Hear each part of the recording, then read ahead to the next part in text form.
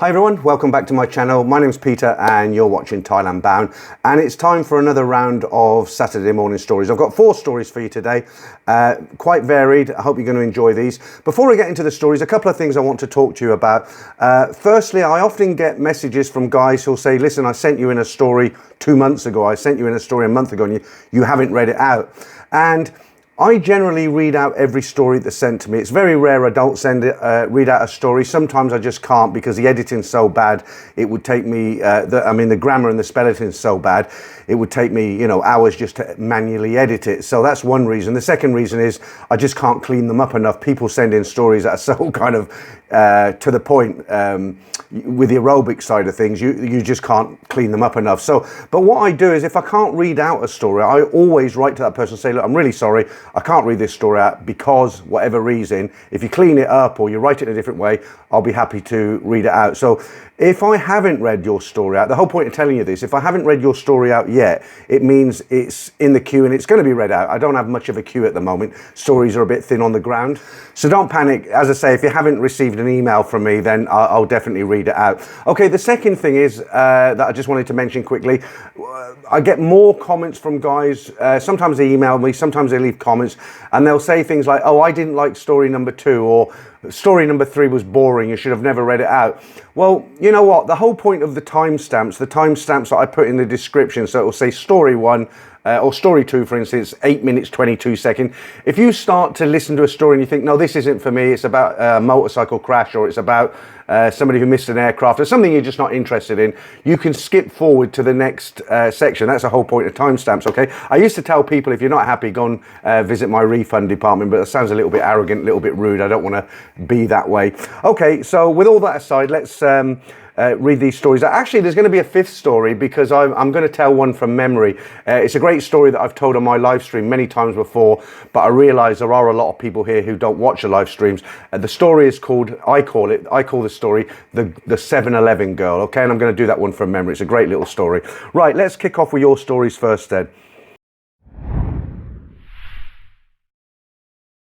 สวัสดีค่ะ This was not my first trip to Singapore, but it was the first trip travelling alone, no other business associates. I think the year was 2014 or maybe 2013. I had mapped out ahead of time where I was going to stay at the Hotel Jen because it was located near to Singapore's Orchard Tower, or the 4 floors of working girls. All of this recommended by a good friend with whom I had visited Asian hotspots with. So in Orchard Towers there are many bars to visit and I was on my own. He warned me to be cautious as there were many ladyboys to stay clear of, not my thing, in and around Orchard Towers. He made a recommendation: proceed up the escalator and try the first bar on the right. If I did not find anything interesting there, then try the others. But this bar was safe as the management made sure to run any ladyboys out. Only real girls were allowed. You walk through a small set of doors. I think there was a small bar entrance fee or 2 drink minimum. The actual bar was huge and filled the middle of the room with every surrounding side filled with guys and girls. It was a pretty even mix of guys and girls. The band was playing on one side with the dance floor, really just a dance area, in front extending near the bar, and it probably could hold 40 or 50 couples. Hoping I'm painting the picture, this place was huge inside and absolutely filled with gorgeous girls, mostly Asian, but others as well. I will say there was probably 300 girls in this singles bar. Most were, however, paired up. So I took my beer and I slowly circled the bar, both surveying the beauties and occasionally trying to speak with a few girls. I'm not the slick bachelor type. I was 60 at the time and the girls ranged from 20-something to maybe in their 40s. In Thailand, it was easy picking up girls. You just talk to them, bar find them, deal done. Here, none of that applied. I learned later that the girls here are a mix of freelancers, girls just out on for the night, partygoers and couples. What I also learned later, that many of these girls were from all over Asia because they could come into Singapore on a tourist visa. Then they could party for a few nights, pick up significant money because Singapore is so wealthy compared to surrounding Asian countries. There were girls there of every race you can imagine. I was literally like a kid in the candy store. So on my first lap around the bar, I saw this gorgeous beauty. She gave me a glance as I tried not just to stare at her. As I said, I was never the ladies' man, but actually I've been blessed as I've gotten older. I never feared paying for aerobics and I could afford to. Also, most Asian girls seem to enjoy my conversation. Knowing you are paying has not bruised my ego as long as these Asian beauties enjoy my talking with them. The viewpoint in the West is these are working girls and somehow lesser persons. What I instead have found is each of these girls has a story if you take the time to really get to know them and can get over what they do to survive. The night was still early, so I slowly walked and talked, chatting with more beautiful ladies. On my second loop around the bar, there she was again. I'm sure some of you guys know the feeling. You fear you just cannot go up and talk to the most beautiful girl in the room. You think of yourself as maybe a 3 or a 4, and there she is, a 10. What the heck, I told myself, go after the best looking girl. If she brushes you off, so be it. Of course, most Asian girls don't really see Westerners as a 3 or a 4 since I have fair skin and blue eyes. Asian girls are so fascinated with my blue eyes. At least I tell myself that. So I start up a conversation with this beauty and offer to buy her a drink. A little small talk and then I ask her if she'd like to come back to my room. I am close by at the Hotel Jen, I tell her. She asked for 500 Singapore dollars and we finally settle on 300 Singapore dollars. That's about 220 US at the time. I'd never paid that much before, but the girl is a solid 10 and I've never been with such a beauty before. We catch a taxi for the few blocks back to the hotel, which was an easy walk, but she was in heels and it was still very hot even at this time of night.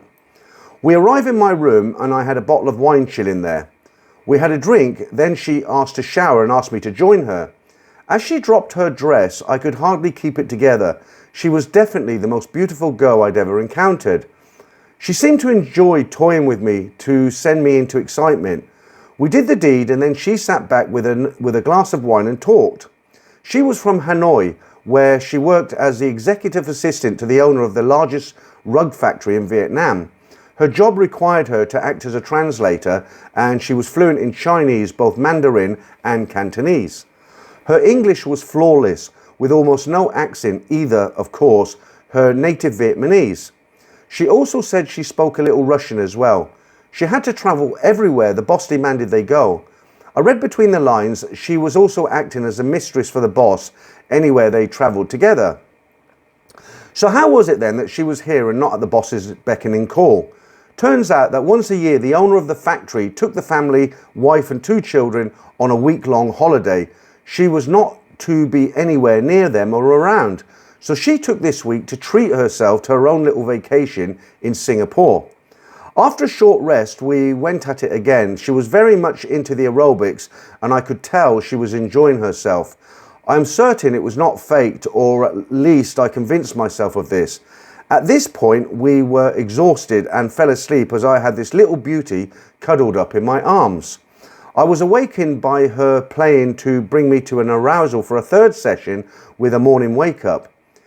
After we finished, she put on her dress and I asked if I could take her photo as for a memory I never wanted to forget. She struck her model pose instantly and I have that photo to this day.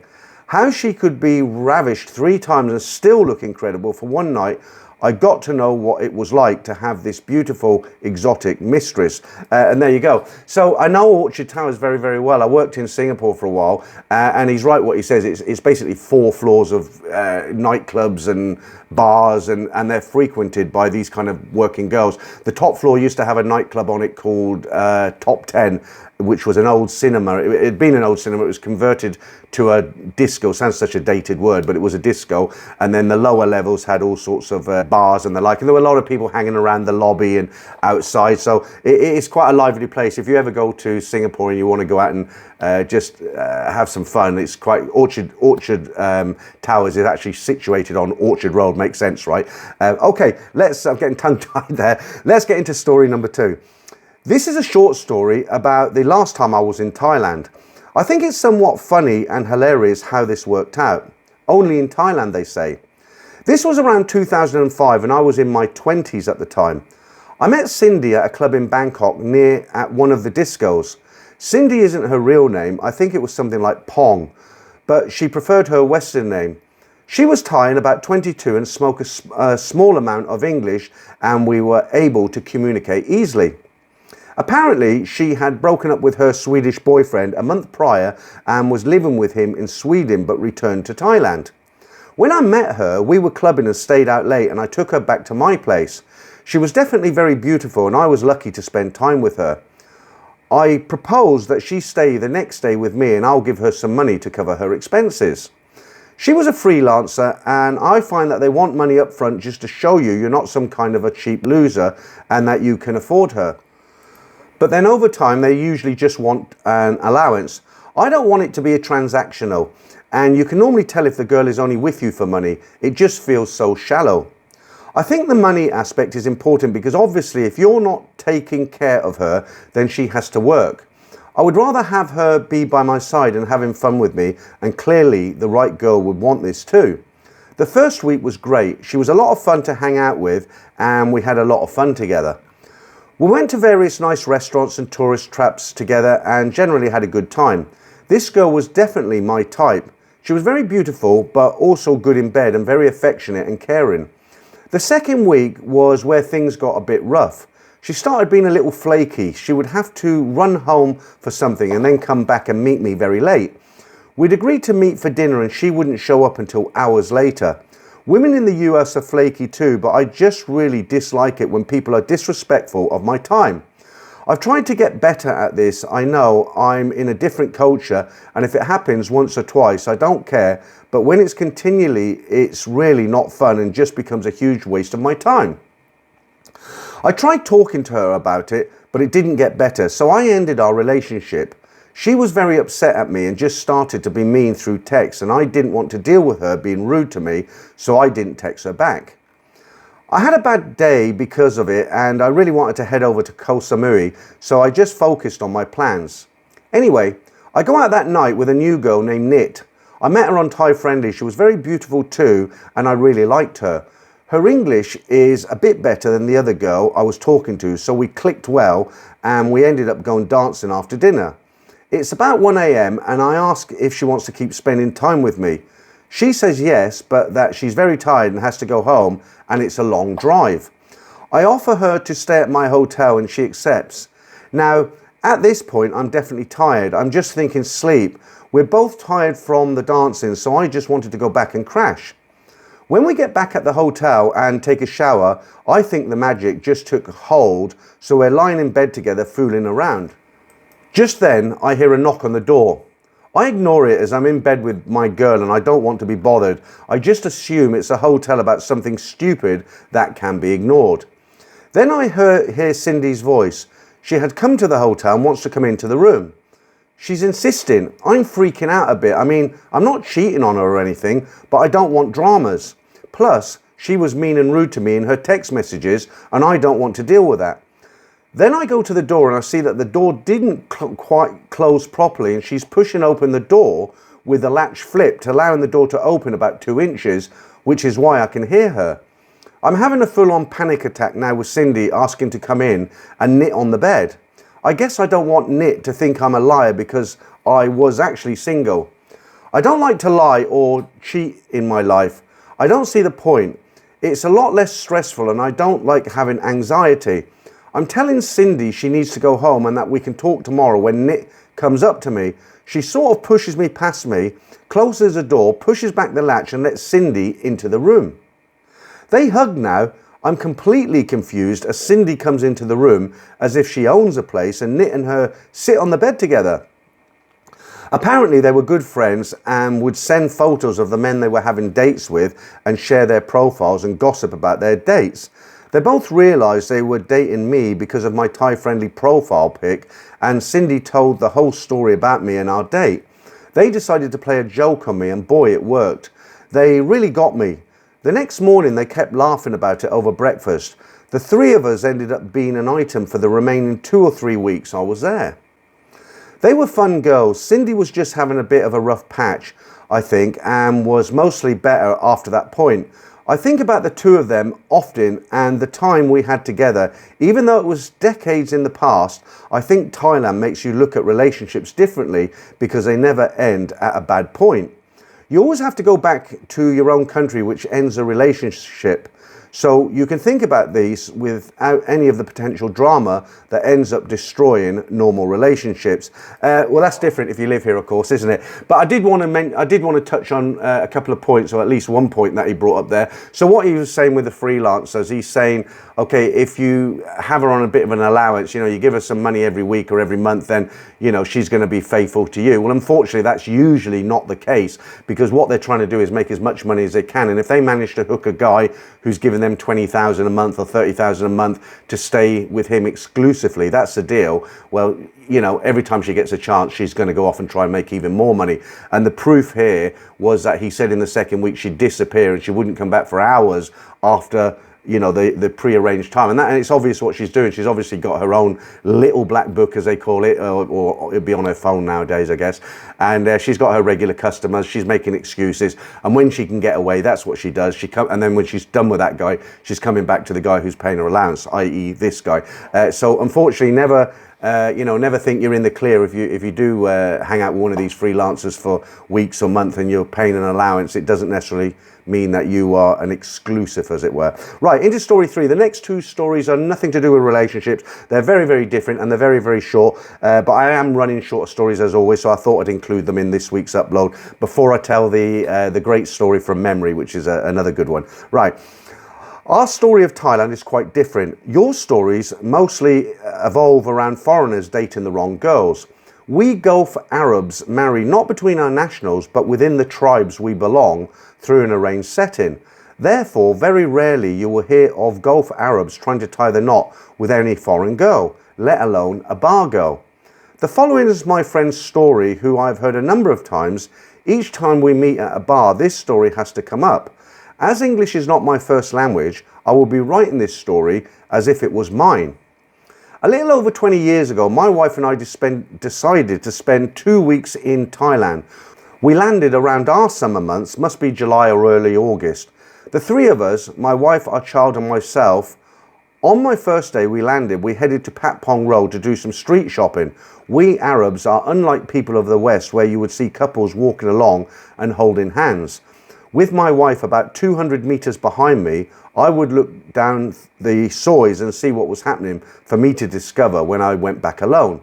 Walking far ahead of my wife also encourages her to walk past different stalls faster, giving me the ability to shop, and it also helps me to save money. I must have walked about 300 meters away when I noticed my wife was not around. Patpong is really a crowded place, and I waited near a 7-Eleven and still she was nowhere to be seen. So I decided to walk back to look for my family. Walking back slowly, I came across a crowd circling an individual who I immediately recognized as the Mad Woman when I heard her cries. No offense, but that's the nickname I call my wife. Pushing through the crowds, I saw her raising her hands, head up looking to the skies. This wailing goes in steps, and I'm quite aware of them, screaming, crying, gasping for air. I caught her at stage 3, wailing where the hands come down, she hits herself on the head. Stage 1 is where you extend your arms horizontally and scream as tears flow down your cheeks. I approached her and tried to confront her. What's happening? Why are you crying? I asked her. She looks at me and says, our son has gone missing in the crowd. I can't find him. Still continuing to cry. My wife is actually hysterical at this point. There is a large group of Thai people around us and the police are now en route. I tell her to calm down as the police are very good at finding missing people. When the police arrived, they told me to take my wife back to the hotel and immediately come to the police station to talk with them. When I got back to the room, I grabbed a beer from the minibar before heading to the police station. Our wives know we occasionally drink and they object to it, but we still have the odd beer. Anyway, as a rule, we generally don't drink in front of our wives out of respect for them, but in this situation, we were obviously in the same room and I needed the beer to calm down. I took the unfinished beer with me in the taxi, arrived at the police station to be met with policemen smiling at me. I thought they were making fun of me because I had a beer, but actually my son was standing beside the policeman. Between the time I first discovered my wife crying and seeing my son again at the police station was about 2 hours. I can tell you it was the worst 2 hours of my life. I never did ask the police where they found him. I just gave them the traditional Thai why and left with my son. When I got back to the hotel and my wife saw my son with me, he was safe, she was more hysterical than when she actually had lost him. I grabbed a whiskey from the minibar. It had been a stressful afternoon. Needless to say, my wife never said a word about the whiskey. The reason I have sent this story into you is because I often hear people talking about the Thai police as if they are absolutely useless. They're not. And my wife and myself have great respect for the Thai police force and couldn't thank them enough for finding our son. Thank you for reading out my story, and I hope your viewers find it interesting. Well, when I read that the first time, the first thing I thought was when he said he grabbed a beer from the fridge and he's got whiskey, I'm thinking, oh, hang on a minute, you said you were Arab, but okay, he's explained it quite nicely there. Right, this fourth story is probably the shortest story I've ever read out. The reason I'm reading it out because it relates to a story that I read out 2 weeks ago. Do you remember the motorbike story where the guy was up a mountain with his partner on the back, the brakes gave way and they were absolutely terrified, but they did manage to make it down, and that reminded this guy of a similar story, but not quite as dramatic. I just watched volume 207 and it reminded me of a story that happened to me. I was stationed at a small military site in the Philippines. I had my family with me, which I paid to bring to the Philippines. When we needed to do a grocery shop, we had two bases we could go to. One was Clark Air Force Base, 125 miles away, and the other a smaller base, 35 miles away, with a smaller commissary in the mountains. We chose to go to the base in the mountains. So my wife, my infant son, and 3 house girls piled into my convertible and drove to the mountain base located 35 miles away. We shopped and goofed around, then headed home down the mountain. Not sure how high the mountain was, but we had a beautiful view of the jungle and rice terraces below. Not sure how far we had driven, but suddenly my brakes went. The road had a high wall on one side and a huge drop-off on the other side. I was guiding the car down the mountain, hoping we didn't meet any oncoming traffic, hoping to find a spot that would allow me to stop the car. I finally found a place next to the cliff where I managed to drag the car to a stop in an area mostly of dirt, so there was no damage to the car. After the car cooled down, we tried it and the brakes seemed to work again, so we drove home carefully, watching to see if they were going to fail again. I had my mechanic go over the brake system and make any repairs he found necessary, and everything seemed okay after that. Okay, and that's it, just a little story. I've got absolutely no comment on that. Right, I'm going to tell you a story from memory. So, as I said at the beginning of this upload today, there's a story, I call the story the 7-Eleven girl, as I say, and it's an absolute true story, and this happened a number of years ago to a German guy in Pattaya. And like I said, I've told it on my live streams. I've found out, I know that a lot of people who listen to the stories don't necessarily watch the live streams. A lot more people listen to the stories and watch the live streams. That's what I'm trying to say. So this is a story about a girl who worked in a bar, as they do in Pattaya. And there was a German guy who came out to take a vacation in Pattaya 2 or 3 times a year. And he kind of fell for this girl who worked in a small beer bar. And they kind of had this relationship, and when he went back to Germany, he was constantly having FaceTime, you know, on the Line app or WhatsApp app, something like that. And he got quite close to her. I was going to say they got quite close, but let's say he got quite close to her. And he didn't like the thought of her dating other guys. So one time he went back, and he was talking to her and he said, look, I don't like the fact you work in a bar. And her answer, as they all say, well, is if you don't want me to work in the bar, I can go back to my village and stay home and wait for you until you come back to Pattaya. But I need to survive because the money I make here goes to my family and I can't suddenly stop sending them money. I need an income. So some guys kind of fall for it, and what they do is say, yeah, okay, then I'll send you 30,000 baht a month. You go back to the village, and it all appears normal. Of course, as soon as he's on the plane, she's back in the bar, so she's making this great income with what she normally gets, okay? But this guy was a little bit wiser, so the German guy on this occasion, what he said to her, he said, well, look, he said, I don't mind paying you a bit of an allowance if you stop working, but I'm not going to have you hanging around here doing nothing because, you know, you'll end up going to bars yourself and wasting money. So I'm quite prepared to take you out of the bar. I'm quite prepared to look after you with a monthly allowance and make you my girlfriend. But you need to get a job, any kind of job, because I want to know that you've got something to fill your time. Because when you finish work, obviously you'll go home, have a shower, eat, and you're pretty much done for the day. And he says, that's the only thing I insist on. Now, these girls are real clever. So the scheme she come up with, and it was a scheme. So she said, right, fair enough. That's what I'll do. He went back to Germany.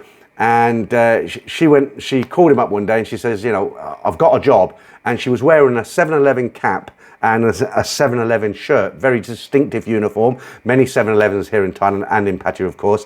And she said she was talking to him FaceTime. Here I am, I've got a job. And he was thrilled to bits. You know, he started sending her allowance. This went on for a few months.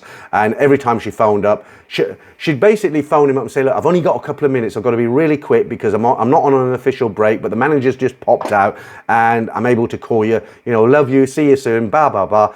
Hung up and that's it. So he was happy. He thought, right, I found a girl. She's gone out and got a job. So what actually happened was these girls are all in each other's pockets. They all talk. They're all friends. They all help each other. What she was actually doing, she went to see her friend who works in 7-Eleven and basically said to her, look, I'll give you a couple of $100 baht. Let me wear your uniform to make a phone call. And that's what she was doing. She was going into when the manager went out or he wasn't there, his day off, whatever, she'd go into this 7-Eleven where she knew this girl.